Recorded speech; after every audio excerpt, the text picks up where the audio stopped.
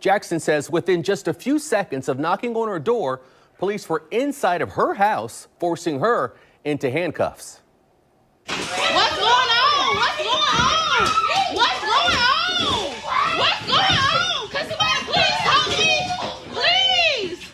Oh my God! It's absolute mayhem inside Khristi Jackson's house just after midnight on Thursday, after Jackson says sheriff's officers forced their way inside her apartment without a warrant, taking her down to her kitchen floor with force. They literally slumped me on the ground. I was on the ground.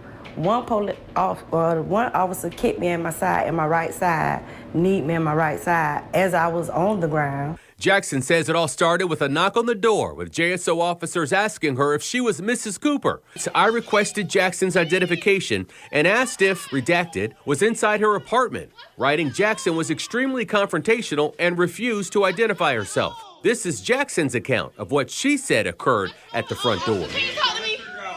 Can you talk to me, please? So they asked me, "Are you Miss Cooper?" I said, "No." "Do you know Miss Cooper?" I said, "No." So as I get ready to shut my door, being that I done answered both questions for y'all, we don't have nothing to talk about. I get ready to shut the door, and they barged their way in. Got ready to close the door. It was stopped by Officer Foot, and then all the other officers bum rush right through here. What's going on, officer? Can you talk to me? The officers dressed in green were members of the Jacksonville Sheriff's Office Canine Unit. What's going on, officer? Can you talk to me? We showed the cell phone video the family recorded to News4Jax crime and safety expert Lakeisha Burton, who spent decades with the Jacksonville Sheriff's Office. She says a canine was likely nearby and ready to be deployed. Possibly outside the door or in the car, but definitely there's a canine in the vicinity. Burton says police officers would only have the right to enter Jackson's home without a warrant if they were in hot pursuit of an individual who had just committed a crime. Police can also enter a home without a warrant if they believe evidence of a crime is being destroyed in the property.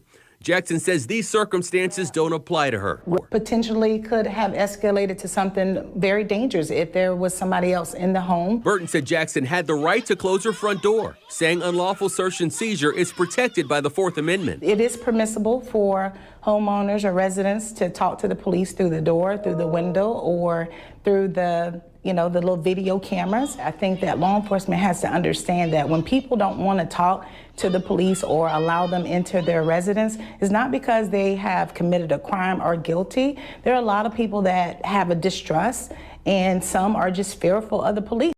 Jackson is heard asking members of her family to run and get her photo identification. Find mama purse. What's going on? If you get her ID, verify that she lives in this apartment, it would help. She lives here, officer.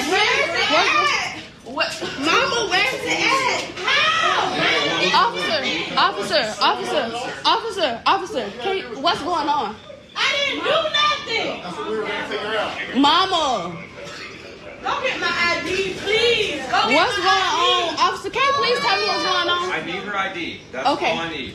Jackson says JSO officers took her out of her house in handcuffs and placed her in the back of a squad car where they questioned her. She says officers didn't read her rights or tell her why she was being detained.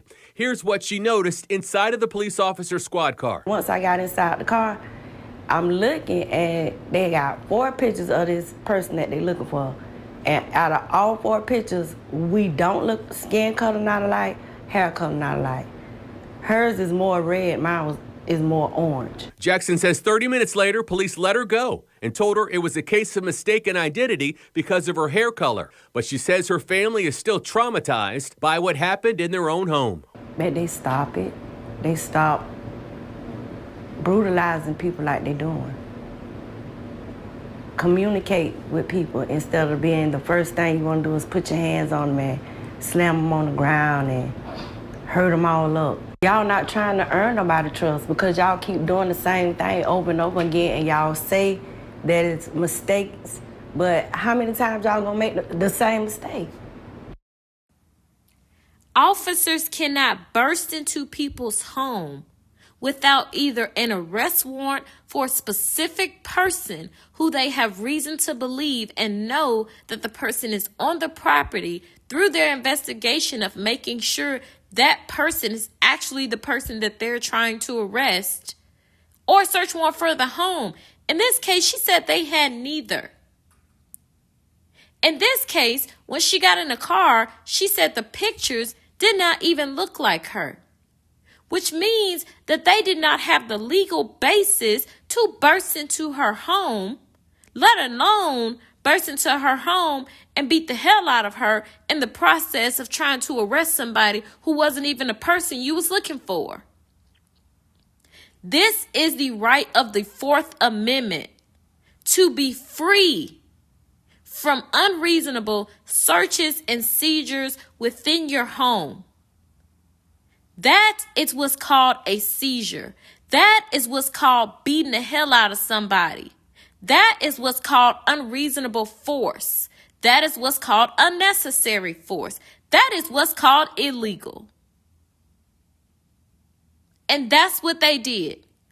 Every single last one of those white officers who put their hands on her and did not verify she was who they said she was. And even if they had verified she was who they said she was, the force was unreasonable and unnecessary. Know your rights. Stay woke.